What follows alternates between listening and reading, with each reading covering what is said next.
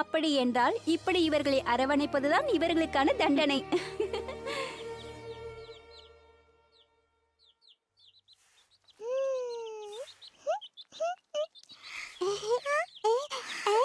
உனக்கு என்ன பைத்தியமா? மண்ணை உண்டால் வியாதி வந்துவிடும். வேண்டாம், அதை விழுங்காதே, அதை தொப்பிவிடு.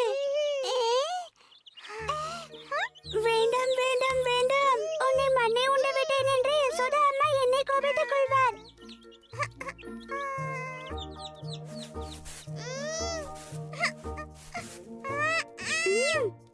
இதில் என் தவறு எதுவும் இல்லை.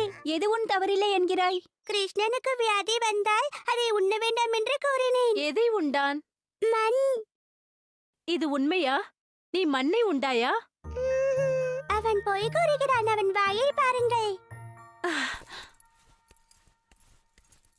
என்னுடைய செல்ல கண்ணா, உன் அண்ணன் எவ்வளவு கவலைப்படுகிறான் பாரு. ஏன் நீ மண்ணை உண்டாய்? அவன் மண்ணை உண்டதை நீ பார்த்தாயா பலராமா? பார்த்தேன். உண்மையை அறிந்து கொள்ள ஒரே ஒரு வழிதான் இருக்கிறது. கிருஷ்ணா, நீ சொல்வது உண்மை என்றால் நீ உன் வாயை திறந்து காட்டு, நான் பார்க்கிறேன்.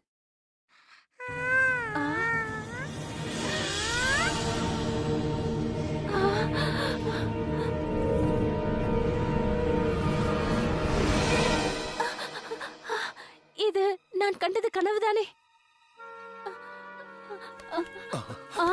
யசோதா, கிருஷ்ணனின் வாயினுள் அவள் எதையோ பார்த்தாள்.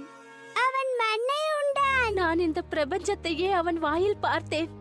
சூரியன், மற்ற கிரகங்கள், சமுத்திரங்கள், பிறகு மலைகள் எல்லாம் அவன் வாயிலுள் பார்த்தேன். எனக்கு நிச்சயம் பித்து பிடித்து விட்டது. இல்லை, நீ தெளிவாகத்தான் இருக்கிறாய். கிருஷ்ணன் தனித்துவம் வாய்ந்தவன் என்பதை நீ இன்னும் உணரவில்லையா? இருந்தாலும் அவன் வாயுனுள் எப்படி? நீ பார்த்தாயே, அது அனைவரும் பார்த்ததுதான். கிருஷ்ணா செய்திருக்கும் அதிசய பட்டியல்களில் இதுவும் ஒன்று. அந்த பழ வியாபாரி உனக்கு ஞாபகம் இருக்கிறதா? ஆம். பழங்கள். பிருந்தாவன காட்டிலிருந்து அருமையான பழங்களை கொண்டு வந்துள்ளேன். பழங்கள்.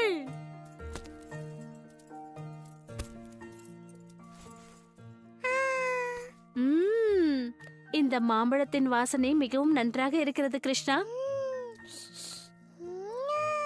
நீங்கள் கொண்டு வந்திருக்கும் மாம்பழத்திற்கு இணையாக ஒரு கூடை நெல் தரலாமா? நிச்சயமாக மகாராஜாவே, தாங்கள் தான் பரந்த உள்ளம் படைத்தவராயிற்றே.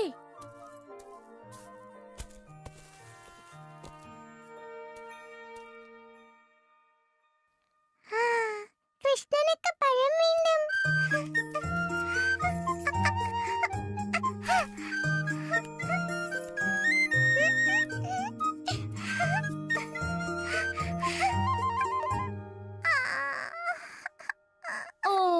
நீ அழ வேண்டாம் செல்ல கண்ணா. எனது பழங்களுக்கு இதுவே எனக்கு அதிகம்தான்.